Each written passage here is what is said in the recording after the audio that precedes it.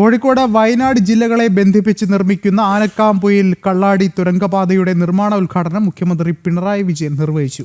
4 വർഷം കൊണ്ട് പദ്ധതി പൂർത്തീകരിക്കാനാണ് ലക്ഷ്യമിടുന്നത്. ഇതോടെ വലിയ വികസന പ്രതീക്ഷയിലാണ് മലബാറിലെ ജനത. കോഴിക്കോട് നിന്നും അനഘ കർഷൻ തയ്യാറാക്കിയ റിപ്പോർട്ടിലേക്ക്.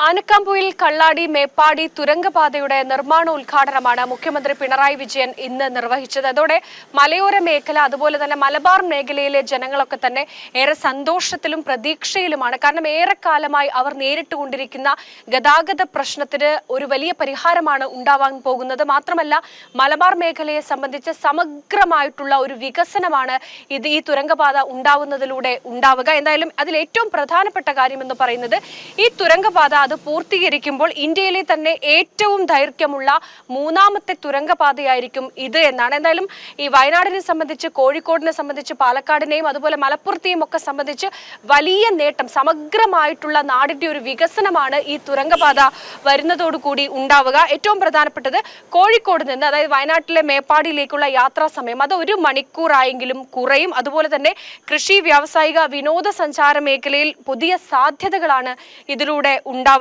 മറ്റൊന്ന്, കോഴിക്കോട് ബംഗളൂരു വ്യവസായ ഇടനാഴിയുടെ ഭാഗമാകുന്നതിലൂടെ വലിയ സാമ്പത്തികമായ മുന്നേറ്റം ഉണ്ടാകും. അങ്ങനെ വലിയ പ്രതീക്ഷയും വലിയ മാറ്റവുമാണ് ഈ തുരങ്കപാത വരുന്നതിലൂടെ ഉണ്ടാവുക. എന്നാലും 4 വർഷം കൊണ്ട് പദ്ധതിയുടെ പണി പൂർത്തിയാക്കാൻ കഴിയുമെന്നാണ് ഇതുമായി ബന്ധപ്പെട്ട സർക്കാർ വൃത്തങ്ങൾ പറയുന്നത്. എന്തായാലും ഇന്ന് ഈ തുരങ്കപാതയുടെ നിർമ്മാണ ഉദ്ഘാടനമാണ് കഴിഞ്ഞിരിക്കുന്നത്. ഇതിനോടകം തന്നെ സ്ഥലം ഏറ്റെടുത്തു കഴിഞ്ഞു. ആദ്യം ഈ തുരങ്കപാതയുടെ നിർമ്മാണം തുടങ്ങുക അത് വയനാട്ടിലായിരിക്കും.